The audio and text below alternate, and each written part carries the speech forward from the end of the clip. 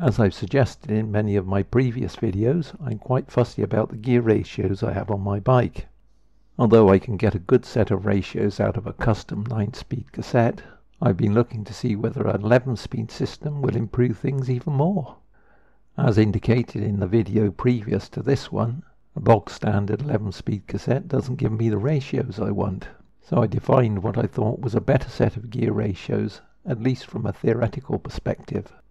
In this video, I'll turn that theory into a real cassette. So I bought myself an 11-speed cassette that goes from 11 teeth down to 30 teeth. The 11 and 12 tooth sprockets give me gears that are not useful, so I want to replace them, and take advantage of that by rejigging some of the rest of the cassette.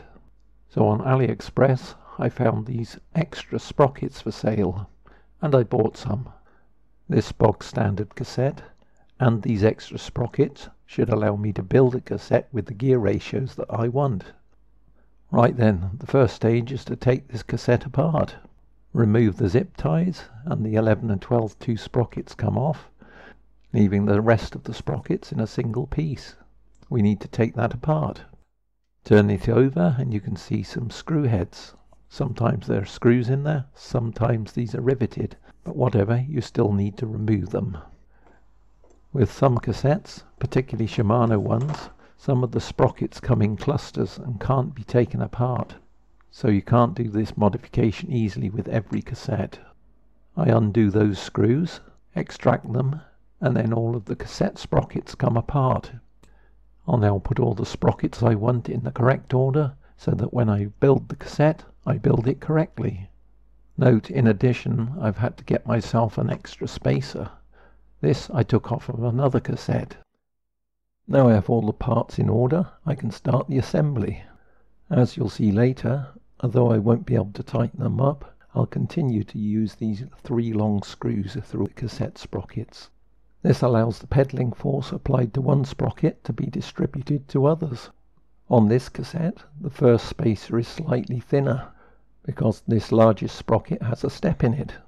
Okay, now that's on, I just need to layer each of the sprockets and sandwich spacers in between them until the cassette is fully built up. All modern sprockets have a special spline that forces the gear change ramps on each of the sprockets to be correctly aligned. On the Shimano compatible one, there's a slightly wider tab. On this cassette, the bolts don't pass through the 2 smallest sprockets, now 14 and 13 tooth. So these need to be aligned on the cassette body.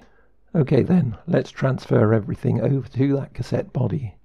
Remember, you need to make sure those wide splines on the inside of the cassette lines up with the wide spline slot on the cassette body.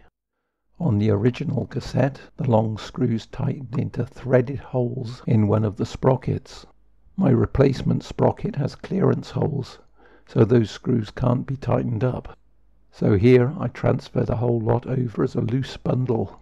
Don't worry, they'll be tightened up later when I put the lock ring on. Now I just need to fit those final sprockets, again making sure the wide tab on the sprocket lines up with the wide spline on the cassette body. Now everything's lined up, I can put the lock ring on and just nip that up before fully tightening it, which compresses all of the sprockets and spacers together and hence creates a rigid cassette. So now I have my custom cassette with the smallest sprocket of 13 teeth and the largest sprocket 30 teeth. More importantly for me, the higher gear ratios are closer together, and as I go to lower gear ratios, the gaps or jumps between the gear ratios get larger. All I've got to do now is put it on the bike and try it out. All the main manufacturers offer a limited range of cassettes. Most start with 11 teeth as the smallest sprocket.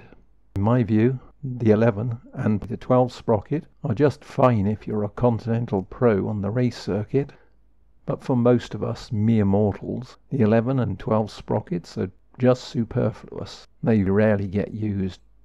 And even if you can find places where you can use them, you're probably better off swapping those higher ratios for closer ratios in the center of the cassette. And pedaling faster on the rare occasions, you do need a higher gear.